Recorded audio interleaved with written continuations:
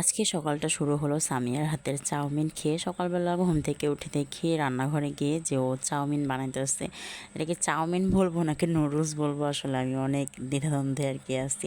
তো ক্যাপসিকাম, গাজর, আলু গ্রেট করে নিচ্ছে, তো অনেক সবজি দিয়ে আর কি এটা রান্না করবে, সাথে লিমাও একটু হেল্প করতেছে। সবজিগুলো কেটে রাখার পর আমি আলুগুলোকে দেখে বলতেছিলাম পুরো চিজের মতো লাগতেছে। আর এখানে দুইটা ডিম একবারে ঝোড়া ঝোড়া করে ভেজে রাখছে। আরও অনেকবার এই নুডলসটা বানাইছে, অনেক মজা হয় ওর হাতে নুডলসটা। সয়া সস, টমেটো সস আর এরকম সবজি দিয়ে আর কি এটা রান্না করে। আর আমার কাছে কোকোকোলা নুডলস সবজি দিয়ে রান্না করলেই বেশি ভালো লাগে। আর তো এখানে আগে সবজিগুলোকে আর কি রান্না করে নিবে, তারপর নুডলসটা অ্যাড করবে। এর আগে তো আমি বাচ্চাদেরকে খাওয়াই নিছি, কারণ ওরা ঠান্ডা থাকলে আমি ঠিকমতো খেতে পারবো বা আমার কাছে ভালো লাগবে।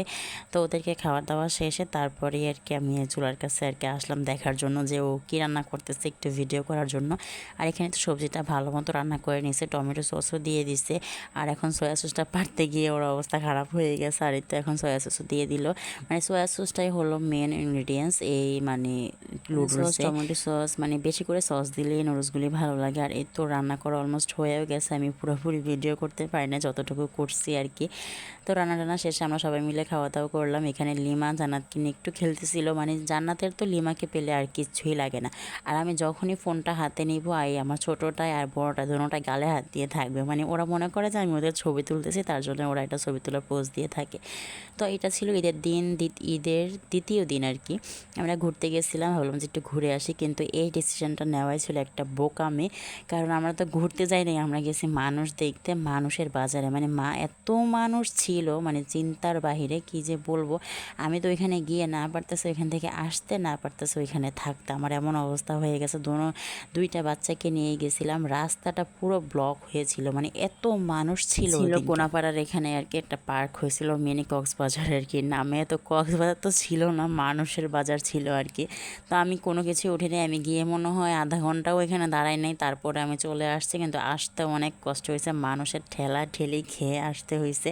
তো এখানে লিমা, তারপরে সানজিদা, ওরা আবার এই রাউন্ডের যে ইয়াটা ছিল এখানে উঠছিল। এটা আর কি বেশি নেয়, 100 টাকা করে আর কি নেয়। তো সামিয়া উঠছিল, লিমা উঠছিল, সামিয়া জান্নাতকে নিয়ে উঠছিল। তারপর এখান থেকে ফুচকা খাইছিলাম জাস্ট, আর কিচ্ছুই খাইনি। তাও আমি খেতে চাচ্ছিলাম না, কারণ আমার কাছে এত বিরক্ত লাগতেছিল মানুষ দেখে, মানে কি বলবো। তারপরেও লিমার আম্মু বলতেছিল যে যেহেতু এত কষ্ট করে আসছি, কিছু না খেলে কি আর হয়, তার জন্যই ফুচকা খাওয়া। আর যেহেতু লিমা আসছিল, সামিয়া আসছিল, আসলে কিছু না খাইলে একবারই না, তাই জন্য ফুচকা খেয়ে আর কি চলে আসছি বাসায়। আর এখানে তো দেখেন বড়জন আমার টাক্কু দেখেন গালে হাত দিয়ে বসে আছে, ও ভাবতেছে যে আমি ওর ছবি তুলতেছি। তো এই তো বাসায় এসে ওরা অনেক টায়ার্ড হয়ে গেছে, অনেক অনেক টায়ার্ড হয়ে গেছে। এসে তাড়াতাড়ি ওদেরকে শোয়াই দিছি, অল্প একটু ভাত খাওয়াইছি, খাওয়ানোর পরে আর কি শোয়াই দিচ্ছি। তো আজকের মতো এতটুকু, সবাই ভালো থাকবেন, আল্লাহ হাফেজ।